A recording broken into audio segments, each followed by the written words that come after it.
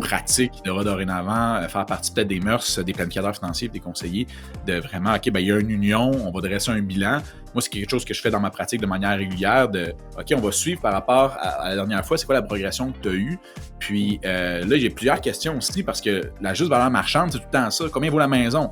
Là, les deux se regardent. 450. Ah non, ça vaut au moins 475 000.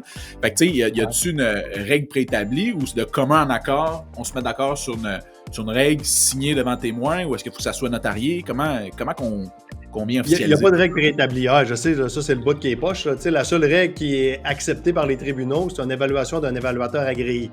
Mais là, tu comprends, là, il y a un enfant qui va naître bientôt. Chérie, on va faire venir un évaluateur agréé pour évaluer ma maison. Mais tu sais, je pourrais le faire. C'est ma maison, c'est mon patrimoine. Je veux protéger mon patrimoine. Dans un monde idéal, j'ai mon rapport de mon évaluateur agréé qui dit cette année-là, ça va l'être tant.